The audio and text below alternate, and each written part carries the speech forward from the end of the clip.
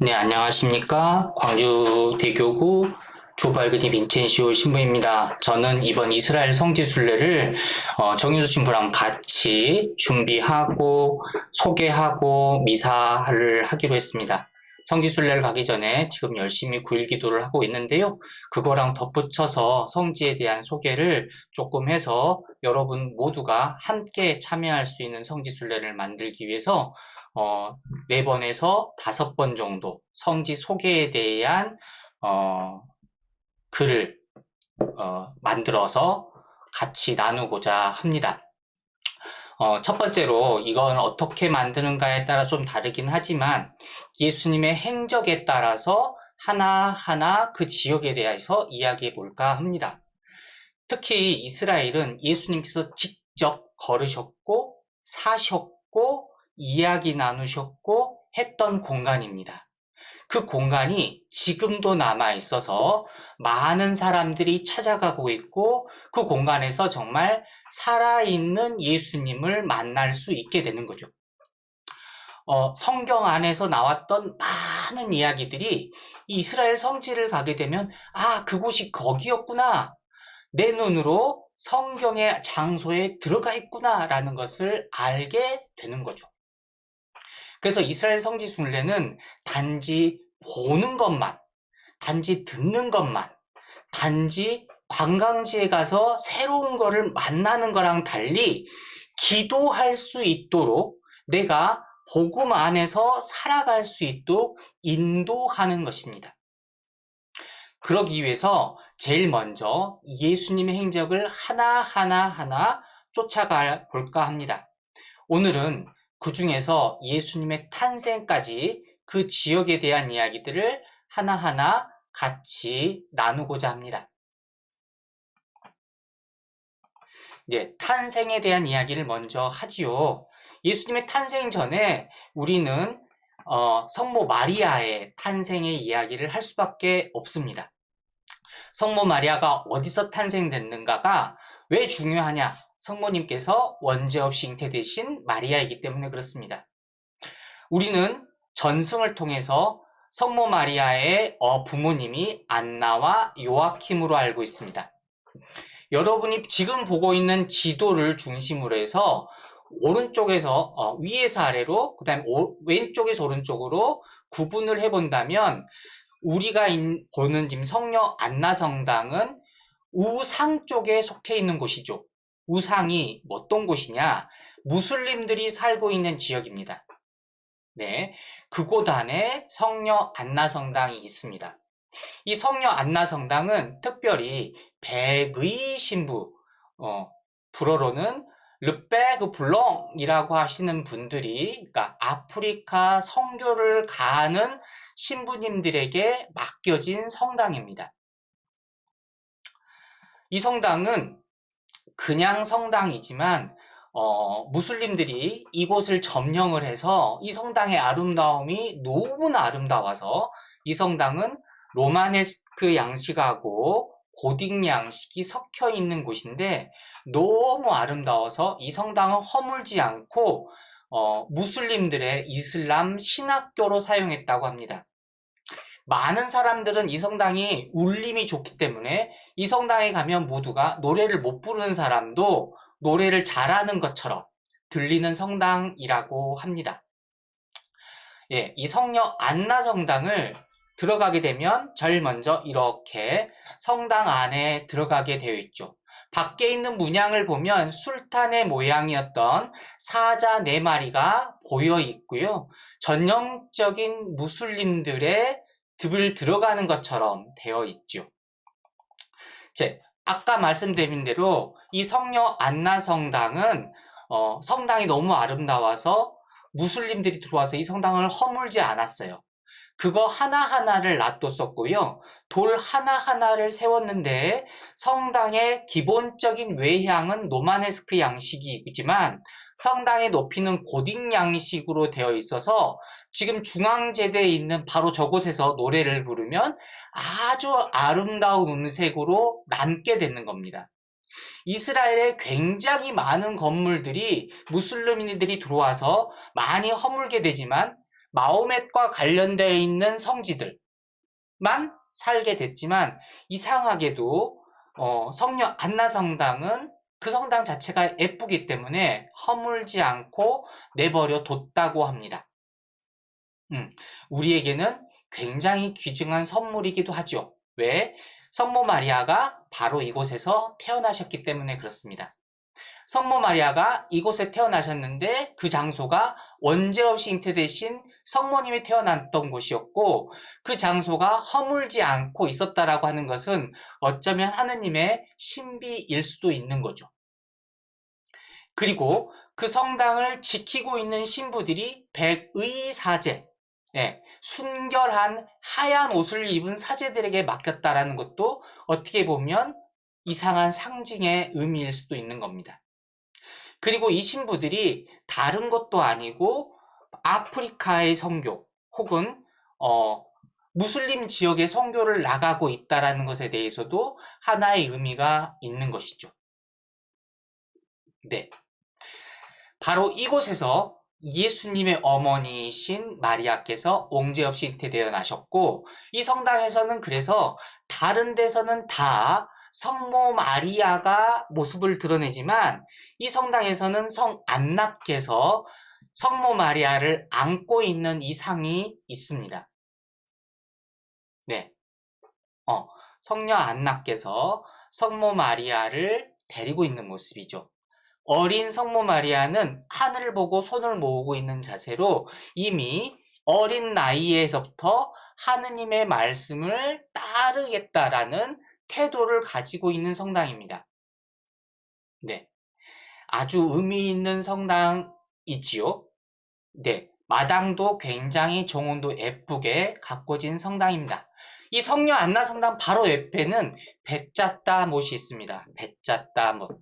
성경에서 많은 사람들이 나왔던 무치유가 있는 곳이죠. 성녀성 안나성당 바로 뒤에가 있는데요. 지금은 이렇게 메말라 있지만 이미 오래전에는 여기에 성당을 지었다고 해요.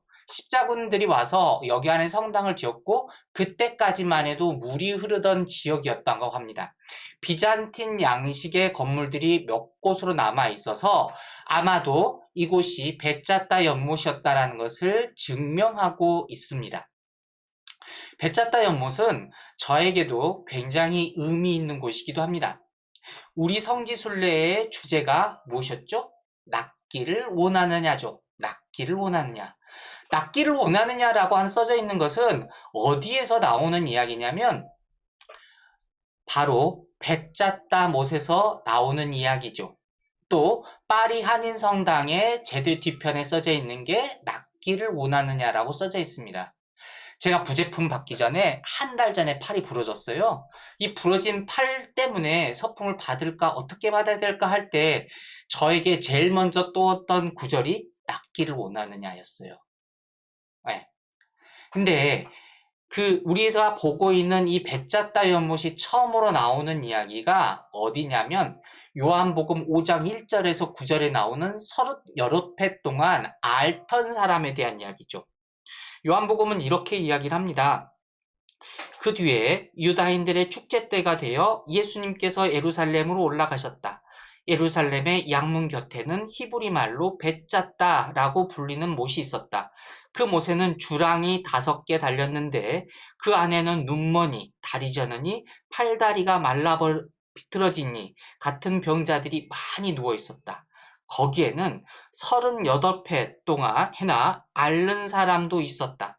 예수님께서 그가 누워있는 것을 보시고 또 이미 오래 그렇게 지냈다는 것을 아시고 건강해지고 싶으냐 하고 그에게 물으셨다. 그 병자가 예수님께 대답하였다. 선생님, 물이 출렁거릴 때 저를 못 속에 넣어줄 사람이 없습니다.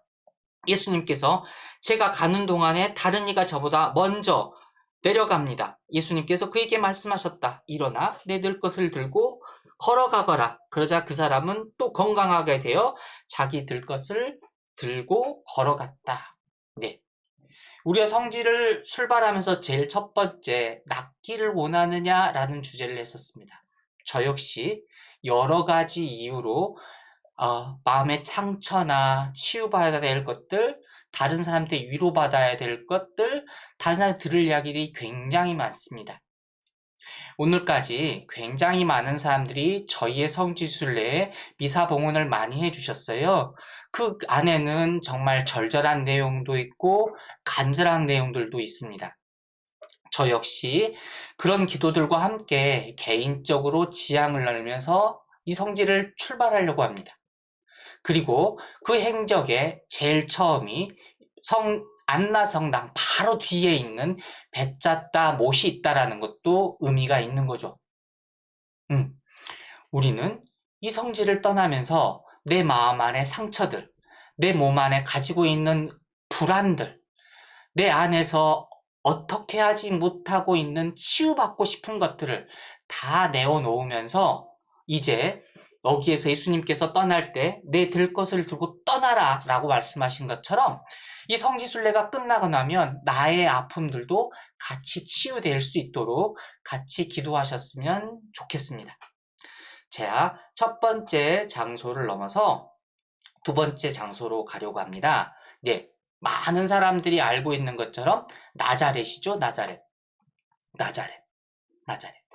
예, 저 밑에 있는 예루살렘에서 우리는 2시간 반 정도 올라가면 나자렛이라는 곳까지 가게 됩니다. 나자렛 오른쪽으로 보면 갈릴레아 호수가 보이고 있고 왼쪽으로 보면 갈멜산, 카르멜이라고 써져 있는 갈멜산이 보이고요. 저 밑으로 보면 카이사리아라고 하는 지역이 있습니다. 예전에 카이사리아에서 있었던 사건들도 기억이 나시면 좋을 것 같고요. 빌라도라고 하는 사람이 저 카이사리아라는 곳에 있었었죠. 아무튼 나자렛이라고 하는 것은 예수님께서 생활했던 곳이죠. 어떤 이유인지 모르겠으나 성모님께서는 예루살렘에서 태어나서 나자렛에서 사셨어요. 그런데 이 나자렛에서 어떤 일이 벌어졌냐면 이 나자렛이란 지역은 약 4만 5천 명들이 살고 있고요. 대부분의 사람들이 아랍계 그리스도인입니다. 참 독특한 지역이죠. 예. 지금도 과거에 그리스도인들이 이스라엘 땅에서 제일 많이 사는 지역이 나자렛입니다. 나자렛 사람들은 자기가 나자렛 출신이라는 것에 대해서 굉장히 자부심을 가지고 있죠. 1099년에 십자군이 통치하게 되면서 그리스도인 지역으로 됐고요. 1187년에 살라딘이 통치를 했고 1517년에 터키가 점령을 했지만 1918년 독일과 터키로 해서 영국이 뺏은 다음에 1948년에 이스라엘 독립이 되면서 이스라엘 땅이 된 곳이죠. 네, 이런 특별한 지역이지만 우리는 예수님을 나자렛 사람 예수님으로 기억을 합니다. 자, 이 나자렛 사람 예수님이라고 하는 이 지역은 예수 탄생 예고선당이라고 하는 것이 있는 거죠. 예수 탄생 예고선당에 해당되는 항상 두 가지 말씀이 있습니다. 말씀이 사람이 되셔서 우리 가운데 사셨다. 베룸 까룸 팍툼 에스트 에 아비타티 인 노비스 라고 써져 있는 것들이 있고요. 이 성당의 매면의 위 바로 위에는 사복음사가, 그 제일 위에서는 왼쪽에 천사가 오른쪽에 성모님을 찾아오는 그림으로 되어 있습니다. 네, 예수 탄생 성당은 이런 입구를 가지고 있는데요. 오른쪽에 써져 있고 왼쪽에 써져 있는 라틴 말들은 더 특별하게 신경을 쓰지 않으셔도 되지만 이곳이 바로 예수님께서 탄생 예고를 받으신 곳이라는 거죠. 네, 이 성당은 밤에 보면 이렇게 아름답게 되어 있는 성당입니다. 네, 바로 앞에가 마리아의 우물이라고 하는 혹은 그리스도 정교에서는 마리아께서 우물에서 천사를 만났다라는 전설을 가지고 있어요. 그래서 바로 앞에는 마리아의 우물이 있고요. 바로 그 위에 예수 탄생 예고 성당이 지금 이 모습으로 있는 겁니다. 아주 아름답게 마을 전체, 나자렛 마을 전체를 보고 있는 바로 이 성당이 예수님 탄생 예고성당입니다. 네, 예수 탄생 예고성당은 427년에 마리아의 집터와 성가정의 집터라고 여긴 곳의 위에다가 비잔틴 성당이 지어졌어요. 그리고 460년경에 이스라엘 전체의 교회 주교자 성당이 바로 이곳에 있었습니다. 1187년에 십자군들이 패망하게 되면서 그리스도인들이 출입이 금지됐던 곳입니다. 그런데 1730년에 프란치스코가 이곳에 들어오면서 프란치스코 수도의 성당을 세우게 되죠. 그리고 안토니오 바를루치라는 사람이 1969년에 현재 대성당으로 완공했습니다. 이 성당의 제일 밑에 있는 바닥에는 예수님의 탄생에 관련된 제대가 있는데요. 지금 이건 성당의 지붕입니다. 이스라엘 안에서의 성당들은 좀 독특한데 탄생, 부활, 예고 이런 것처럼 하늘에서 뭔가의 관계가 이어지는 성당은 돔 형식으로 되어 있고 성당의 지붕이 뚫려 있는 구조로 만들어져 있습니다. 이 성당도 그래서 지붕이 뻥 뚫려 있는 모습으로 판테온 모습으로 만들어져 있고요. 이 성당의 바로 지붕의 밑으로 가게 되면 바로 이거 예수님의 탄생을 있었다라고 하는 탄생 예고를 받은 지역이 이렇게 되어 있습니다. 말씀이 뭐라고 되어 있냐? 베룸, 가룸, 히크, 팍둠, 에스트라고 되어 있죠. 베룸은 말씀이고요. 까로는 살이고요. 히크는 역이고요. 팍둠은 있었다, 사실이다 라는 겁니다. 말씀이 사람이 여기에서 되셨다라는 겁니다.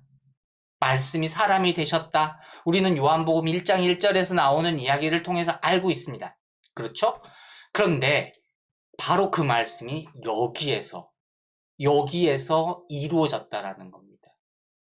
우리의 신앙이 바로 여기에서 출발했다라는 거죠. 우리에게 계시 사건, 하느님이 보이지 않는 하느님이 보이는 하느님으로 시작했던 계시 사건이 바로 여기에서 시작됐다라는 겁니다. 그 전에는요, 얼마 전까지만 해도 마리아의 이해가 얼마나 중요한 이야기였을까? 거기에 제가 있었습니다. 마리아가 정말로 이해를 하지 않았으면 우리 신앙이 시작했었을까? 네. 최근에 저는 이런 생각들을 합니다. 제가 너무 부족한 인간이고 실패를 하고 좌절을 하고 하면서 나 같은 인간도 하느님은 불러주시구나. 나같이 형편없는 인간도 하느님은 버리지 않으셨구나. 감히 하느님께서 나 같은 존재를 불러주셨구나 는 생각들을 하게 됩니다. 그 존귀하신 분이 나를 불러줬는데 내가 거기에 예 아니요 라고 말할 수 있는 그런 상대가 아니고 저라도 괜찮을까요? 라는 생각으로 많이 바뀌게 되고 있는데 바로 이곳이 그런 곳이라는 거죠. 성모님께서는 그 말씀을 들으실 때 이러셨죠. 제가 어떻게 저에게 그런 일이 일어날 수 있겠습니까? 네. 그럴 때 천사가 뭐라고 말하죠? 두려워하지 마라. 두려워하지 마라. 하느님이 널 부르는 거를 두려워하지 마라. 부끄러워하지 마라 라고 합니다. 인간이 죄를 지어서 카인과 아벨이 숨었을 때 제일 먼저 숨었죠. 하느님한테 드러나게 될까봐 부끄러워서. 네, 그때 천사가 말하는 거죠. 두려워하지 마라.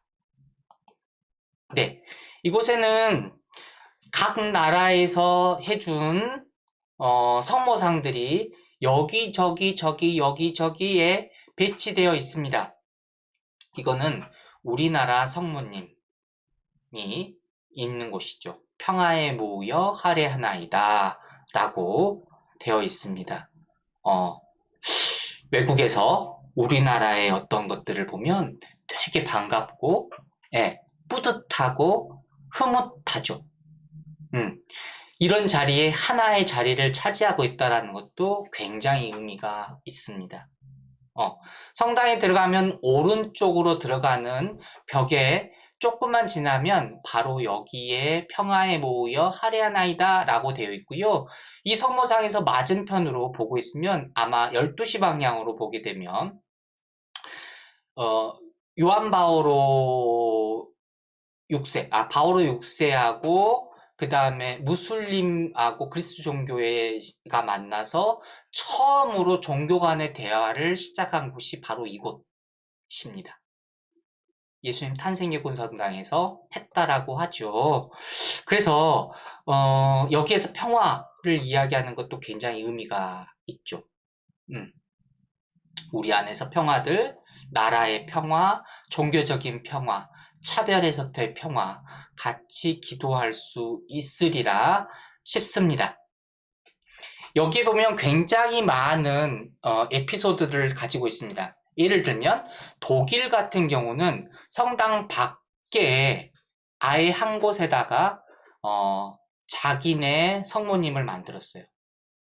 왜 성당 안으로 안 들어갔냐? 자기 나라가 많은 사람들을 죽였기 때문에 성당에 들어갈 수 없어서 밖에 뒀다라는 이야기를 합니다. 네. 참 의미가 있죠. 이걸 보면서 여러 나라들의 성모상들을 보면서 그 성모상들이 어떤 이야기를 하고 있는지 또 보여주죠. 또 예를 들면 중국 성모상이 있어요. 중국 성모상은 어둠 속의 교회이기 때문에 어둡습니다.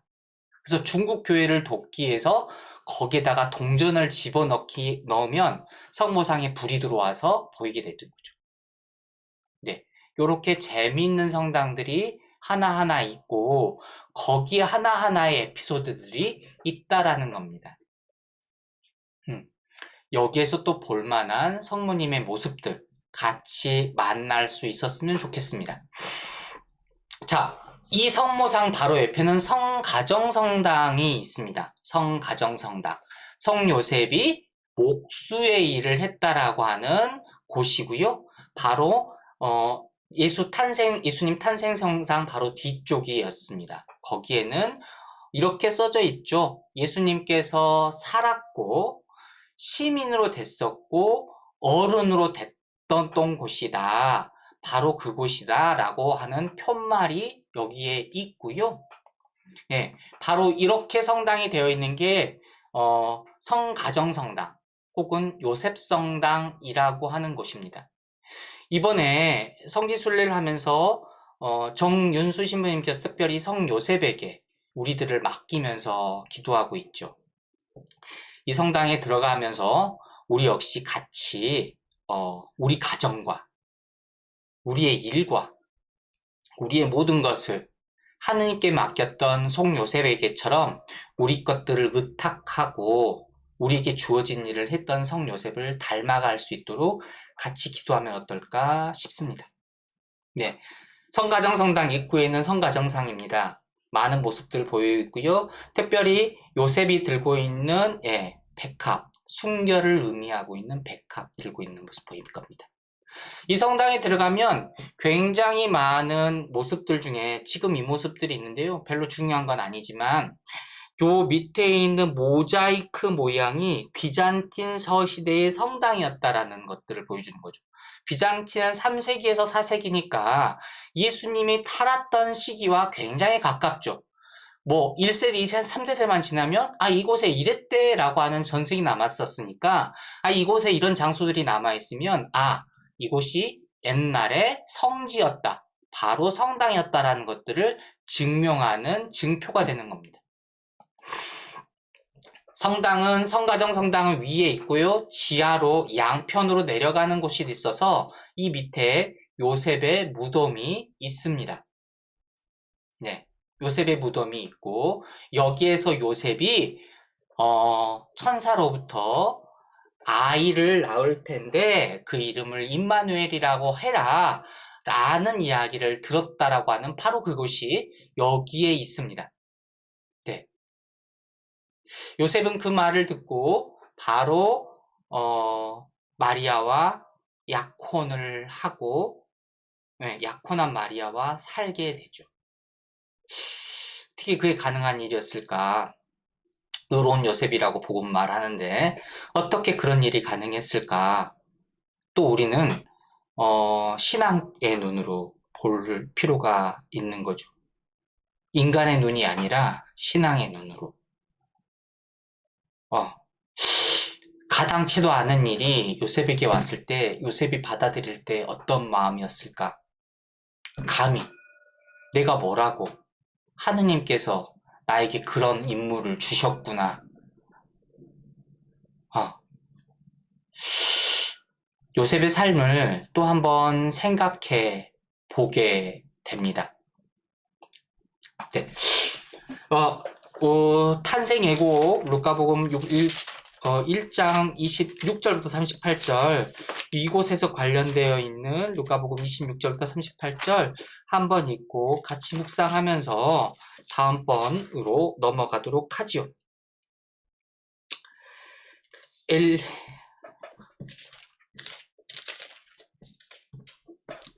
여섯째 날에 하느님께서는 가브리엘 천사를 갈릴레아 지방 나자렛이라는 곳으로 보내시어 다윗 집안의 요셉이라는 사람과 약혼한 처녀를 찾아가게 하셨다. 그 처녀의 이름은 마리아였다. 천사가 마리아의 집으로 들어가 말하였다. 은총이 가득한 이여 기뻐하여라. 주님께서 너와 함께 계시다. 이 말에 마리아는 몹시 놀랐다. 그리고 이 인사말이 무슨 뜻인가 하고 곰곰이 생각하였다. 천사가 다시 마리아에게 말하였다. 두려워하지 마라, 마리아야. 너는 하느님의 총애를 받았다. 보라, 이제 내가 잉태하여 아들을 낳을 터이니 그 이름을 예수라 하여라. 그분께서는 큰 인물이 되시고 지극히 높으신 분의 아드님이라 불리실 것이다. 주 하느님께서 그분의 조상 다윗의 왕자를 그분께 주시어 그분께서 야곱 집안을 영원히 다스리시리니 그분의 나라는 끝이 없으릴 것이다. 마리아가 천사에게 저는 남자를 알지 못하는데 어떻게 그런 일이 있을 수 있겠습니까? 하고 말하자 천사가 마리아에게 대답하였다. 성령께서 너에게 내려오시고 지극히 높으신 분의 힘이 너를 덮을 것이다. 그러므로 태어날 아기는 거룩하신 분, 하느님의 아드님이라고 불릴 것이다. 내 친척 예루살렘을 보아라. 그 늙은 나이에도 아들을 잉태하였다. 아이를 못 낳는 여자라고 불리던 그가 임신한 지 6달이 되었다. 하느님께서는 불가능한 일이 없다. 마리아가 말하였다. 보십시오. 저는 주님의 종입니다. 말씀하신 대로 저에게 이루어지기를 바랍니다. 그러나 천사가 마리아에게서 떠나갔다. 많은 그림에서 마리아가 이렇게 가슴을 이렇게 모으는 이런 모습이 나오죠. 받아들임의 상징으로. 예. 나는 정말로 그런 이야기 있으면 받아들일 수 있을까? 감히 내가 할 수 있을까? 네, 한번 같이 묵상할 수 있었으면 좋겠습니다. 네, 뜬금없는 제사진인데요. 여기는 지금 잘 보이지 않는데 예수님의 아버지였던 요셉이 일찍 돌아가셨다라고 전승해서 그래요. 예수님을 가르친 곳이 어디였냐? 회당이었죠. 예수님이 율법과 토라와 계명을 배웠던 것이 어디였냐? 나자렛 회당이었습니다. 그리고 제일 첫 번째로 복음을 선포한 것도 나자렛 회당입니다. 네, 여기는 나자렛 시나고게가 있는 곳이고요. 나자렛 시나고게가 있는 곳인데 이 땅이 이스라엘에서 바티칸 땅이어서 지금 보이는 것처럼 바티칸 국기가 걸려 있습니다. 예수님께서 여기서 두루마리를 펴고 가난한 이들에게 복음을 선포했다. 그래서 루카복음 4장에 나오는 가난한 이들의 복음 선포가 했던 곳이 바로 이곳 나자렛 회당 성당입니다. 가시면 오른쪽으로 지금도 두루마리 이사야 편이 써져 있고요. 아주 조그만한 곳이긴 하지만 예수님의 첫 번째 복음이 선포된 곳이라는 것, 그런 의미에서 상징하는 의미가 있을 거라 싶습니다.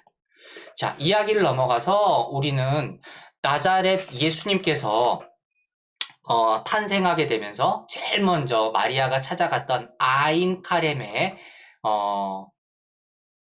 성모 방문성당을 가려고 해요. 성모 방문성당 가려면 그 옆에 샘물이 있습니다. 샘가라고 하는 것은 옛날과 지금도 만남의 장소였는데도요. 여기도 마찬가지로 올라가는 아인카렘 입구에 샘가가 있습니다. 이 아인카렘 성당의 바로 위에 있는 1층 성당에 있는 모습인데요. 왼쪽에 있는 그림은 성모님하고 엘리사벳이 만나고 있는 그림이고요. 오른쪽에 있는 그림을 좀 설명하고 다음번에 도를 설명하려고 해요. 예수님이 탄생하게 됐을 때 3살 이하의 모든 어린이들을 다 어떻게 했죠? 죽이라고 했죠. 헤로데가. 그래서 지금 그림에 보면 오른쪽에 병사들이 아이들을 다 때리 죽이는 모습이 보이고 있는데 왼쪽에 보면 바위가 있고 천사가 어떤 여인과 아이를 숨기고 있는 모습이 보이죠. 예. 천사가 나타나서 전승에 의하면 어느 과무 뒤에다가 큰 돌 뒤에 숨겼다고 해요. 전승에서. 그리고 이 돌이 바로 세례자 요한하고 엘리사벳이 뒤로 숨었다라고 하는 전승이 남아있는 바위입니다. 이 안으로 들어가면 우물이 있고 예전에 비잔틴 양식의 성당이 지금도 있고요. 여기에도 마찬가지로 보면 아킬로 한솔이라고 해서 이문희 주교님의 아버님 이효상 씨인가요? 그분께서 여기에 여러 나라 말로 마니피캇이 있는데 우리나라 마니피캇은 1978년에 바로 이곳에 이렇게 적혀 있습니다. 네. 굉장히 상징적인 거고 굉장히 오래된 것이긴 하지만 그 나름대로의 의미가 있기 때문에 손상하지 않고 역사적인 것으로 남아서 이곳에 있다 라는 겁니다. 넘어가서 보시면 오른쪽에 있는 상 중에 오른쪽에 있는 것이 엘리사벳, 배가 많이 나오셨죠? 왼쪽에 있는 것이 성모님입니다. 배가 조금밖에 안 나왔죠. 이 두 분이 만났다라고 하는 것들을 상징적으로 보이고 있는 아인카렘에 있는 동상입니다. 아인카렘에 있는 성모 방문성당 입구에 있는 모습이고요. 이 성당은 1층 성당이 있고 2층 성당이 또 따로 있는데 2층 성당은 성모님에 관련된 이야기들로 만들어져 있는 2층 성당이 있고요. 지금 여기는 아인카렘에서 그 반대편으로 가면 세례자 요한 탄생성당이라는 곳이 있습니다. 세례자 요한 탄생성당이라는 곳이고요. 여기가 세례자 요한 탄생성당입니다. 네, 바로 지금 이 자리가 세례자 요한이 탄생했다라고 하는 제대에서 보면 제대 왼쪽으로 내려가는 길에 보면 여기에 세례자 요한이 탄생했다라고 하는 지역에 또 똑같이 이렇게 표시되면서 세례자 요한이 탄생했다는 모습을 보여주고 있습니다. 네, 이게 세례자 요한 탄생성당의 주 제대이고요.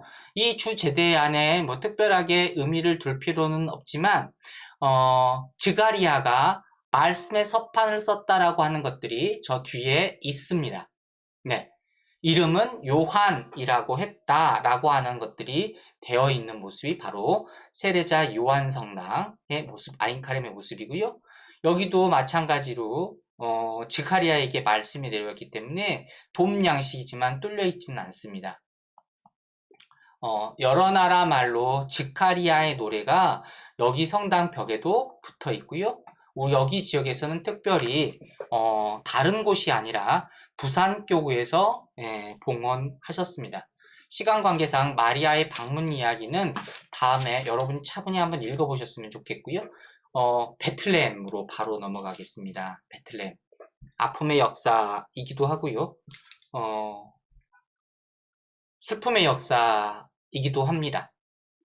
왜 그런 이야기를 하냐면, 이 베틀레헴 성당의 지붕에 있는 십자가를 보면요.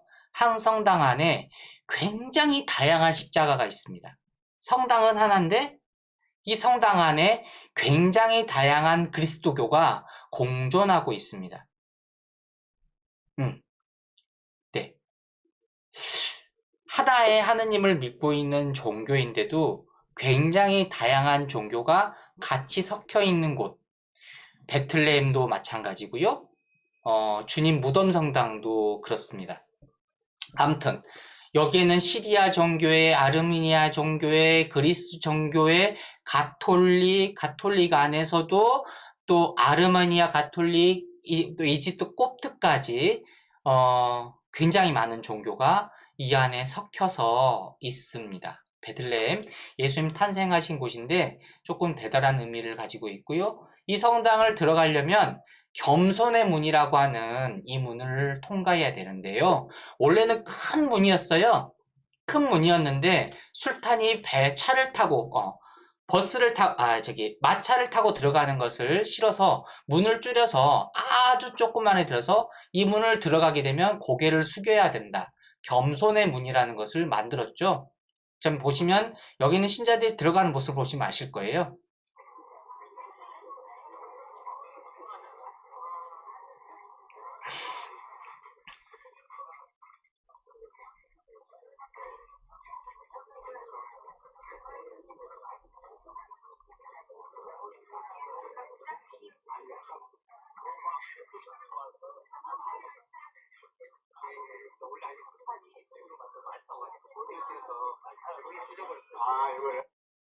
예, 넘어가서 예수 탄생 성당입니다. 자, 이 문을 통과하게 되면 머리를 숙여야 된다.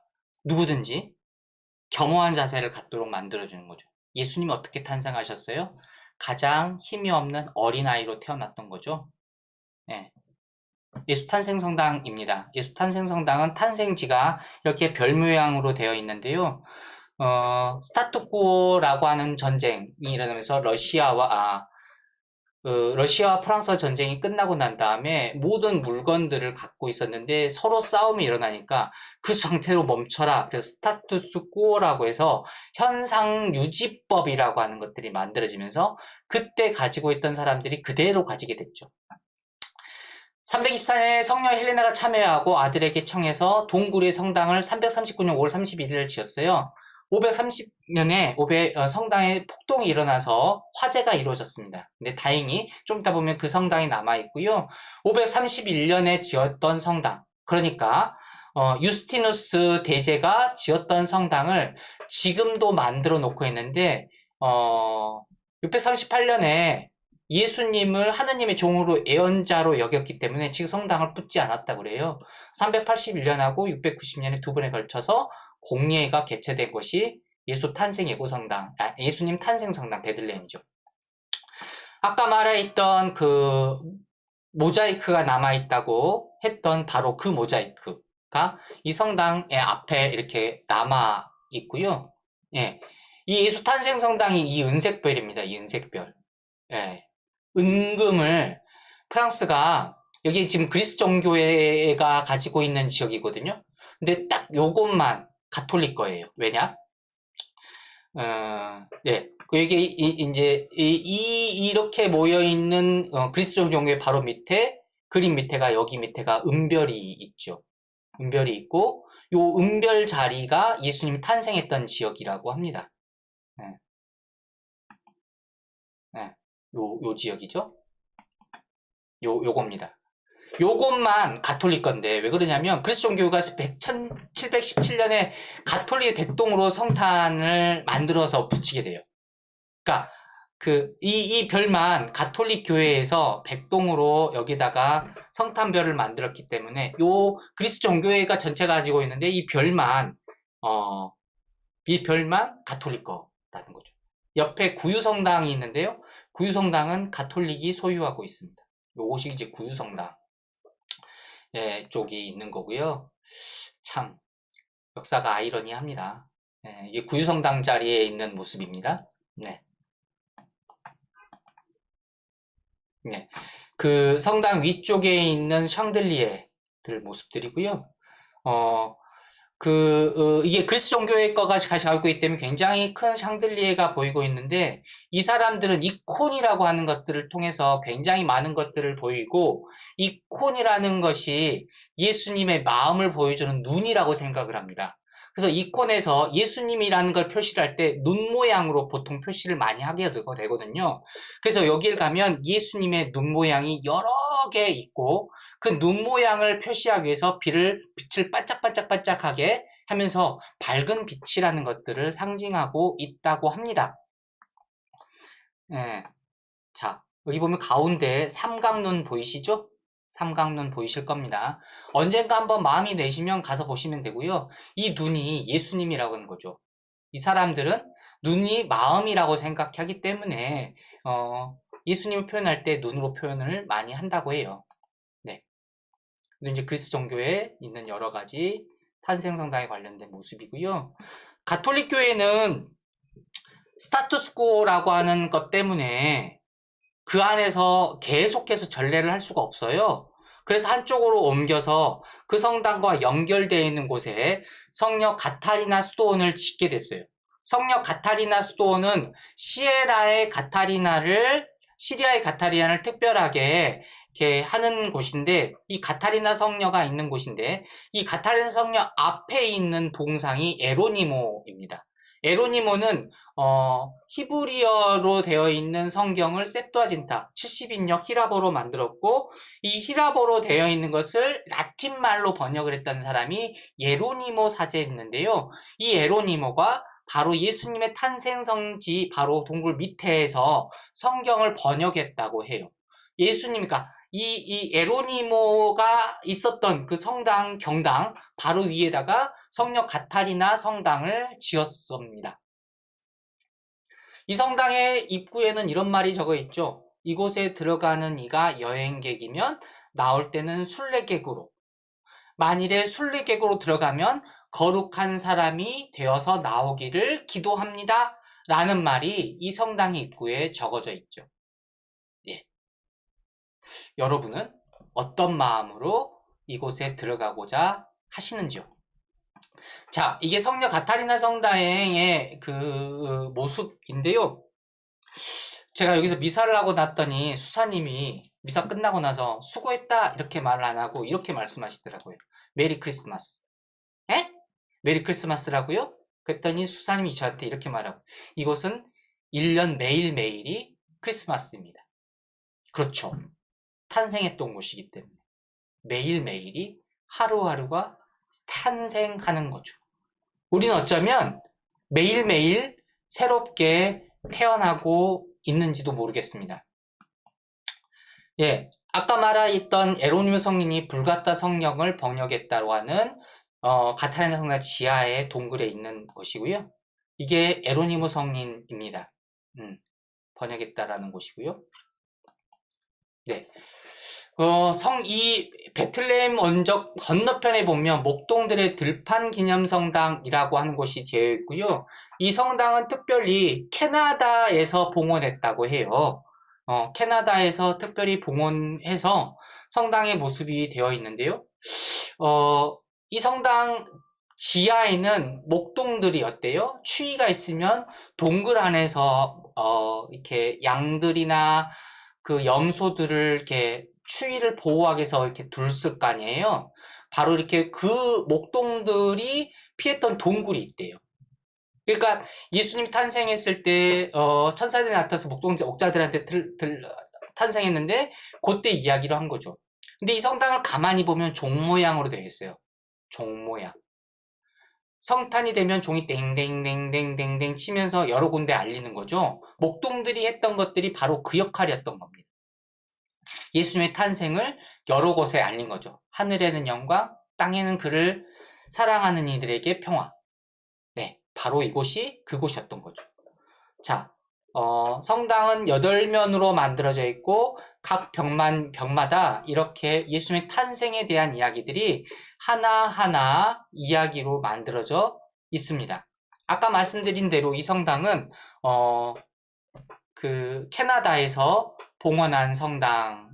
성당입니다. 캐나다에서 봉헌한 성당이라는 거 이렇게 말씀드리고 1965년에 봉헌했다고 되어 있네요. 예, 요거 이제 지하에 있는 목동성당 바로 지하에 있는 동굴 안에 있는 성당의 구유인데요. 우리는 구유를 예수님 탄생 전으로만 놔두지만 여기 성당만은 1년 내내 성탄이기 때문에 구유가 1년 사시사철 이렇게 있다라는 겁니다. 여기서 언덕 아래를 보게 되면 또 룻기에 나와 있는 것이 보이죠.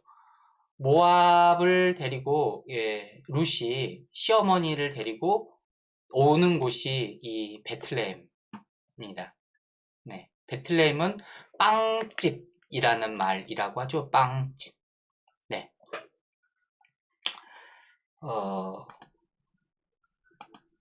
네, 이게 동굴성당에 있는 제대이고요. 예수님 탄생 이야기 2장 1절부터 10절까지 같이 읽으시면 좋겠습니다. 시간이 없어서 너무 오랫동안 방송을 하면 지루하실 텐데니까 예루살렘까지 이렇게 이야기를 하겠습니다. 안타까운 거는 베들레헴은 예루살렘 밖이어서 베들레헴을 가려면 분리장벽을 지나야 합니다. 슬픔의 또 현대사이죠. 네. 그 팔레스타인을 쫓아내면서 예루살렘 안에 이스라엘 사람들이 분리장벽을 치고 하루에 한 번만 들어갈 수 있도록 해고 있죠. 그래서 예수님 탄생하신 곳인데 여러 가지 종교들이 난립하고 있고 또 그 지역이 분리장벽으로 해서 분리되고 있다라는 거 우리 같이 기도할 수 있었으면 좋겠습니다. 예수님이 지금 이 세상에 오셨을 때 어떤 세상으로 오셨는지 예수님이 오셨을 때도 베들레헴은 안타까운 곳이었고 지금도 참 안타까운 곳이구나 라는 생각을 하게 됩니다. 네, 오늘 이야기를 이렇게 마무리를 좀 해볼까 합니다. 굉장히 긴 시간 함께 해주셔서 감사하고요. 첫날 이야기는 안나성당에서 출발을 해서 나자렛으로 올라갔다가 다시 베틀레헴으로 이렇게 이야기가 나왔습니다. 우리 신앙의 자리들을 하나하나 좀 살펴볼 수 있는 시간이면서 기도하고 그 기도 안에서 우리가 부족한 것들을 좀 받아들이고 이 세상에 우리가 왜 이렇게 살기가 힘들까? 이지만 그 세상에 예수님께서 우리와 함께 하셨다라는 거 잊지 않고 사셨으면 좋겠습니다. 네, 첫날 첫 번째 성지 소개 이걸로 이렇게 마무리할까 합니다. 강복 드리면서 마침할게요. 영광이 성부와 성자와 성령께 처음과 같이 이제와 항상 영원히 아멘. 주님께서 여러분과 함께 또한 사제와 함께 전능하신 천주 성부와 성자와 성령께서는 이 기도와 이 소개와 이 미사와 모든 일정에 함께하는 이들에게 복을 내리시기를 청합니다. 아멘. 성부와 성자와 성령의 이름으로 아멘. 다음 시간에 뵙겠습니다.